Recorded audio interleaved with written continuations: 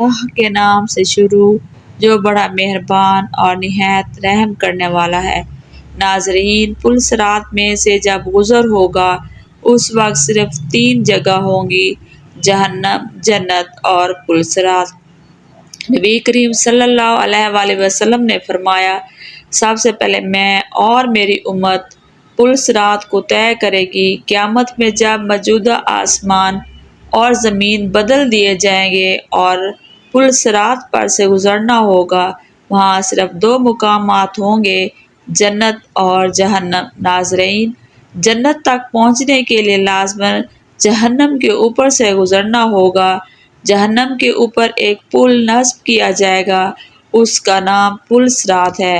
اس پر سے گزر کر جب اس پار پہنچیں گے تو وہاں جنت کا دروازہ ہوگا، وہاں نبی کریم صلی اللہ علیہ وآلہ وسلم موجود ہوں گے اور اہل جنت کا استقبال کریں گے۔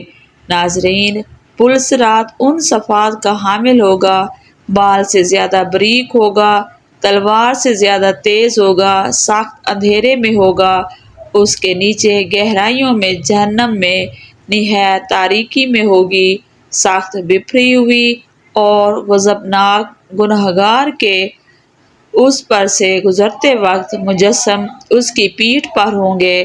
اگر اس کے گناہ زیادہ ہوں گے تو اس کے بوجھ کی وجہ سے اس کی رفتار ہلکی ہو جائے گی۔ اللہ تعالی ہمیں اس صورت سے اپنی پناہ میں رکھے، اور جو آدمی گناہوں سے ہلکا ہوگا اس کی رفتار پل صراط پر تیز ہوگی، اس کے اوپر انکھڑے لگے ہوں گے اور نیچے کانٹے بچھے ہوں گے جو قدموں کو زخمی کر کے اسے متاثر کریں گے۔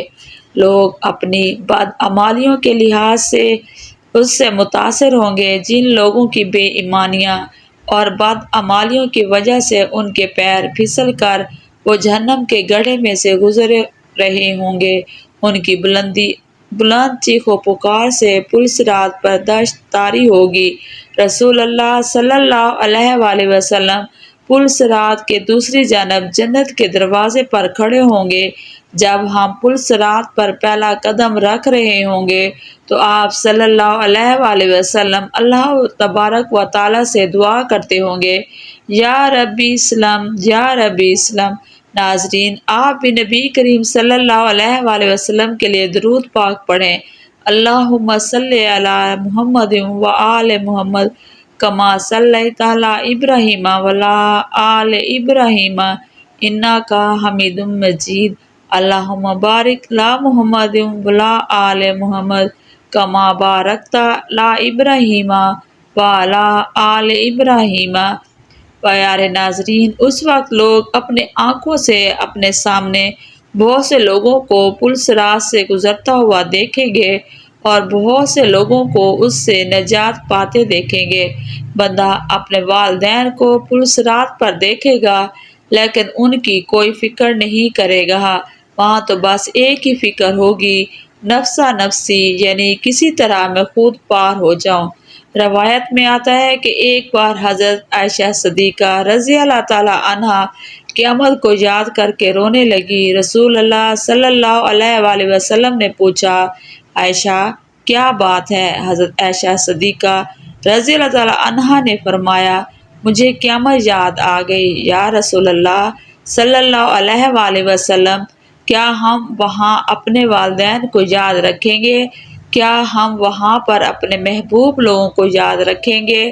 تو آپ صلی اللہ علیہ وآلہ وسلم نے فرمایا، ہاں یاد رکھیں گے، لیکن وہاں 3 مقامات ایسے ہوں گے جہاں کوئی بھی یاد نہیں آئے گا، یعنی جب کسی کے اعمال تولے جائیں گے، جب نامہ اعمال دیا جائے گا اور جب پل صراط پر سے گزر رہے ہوں گے۔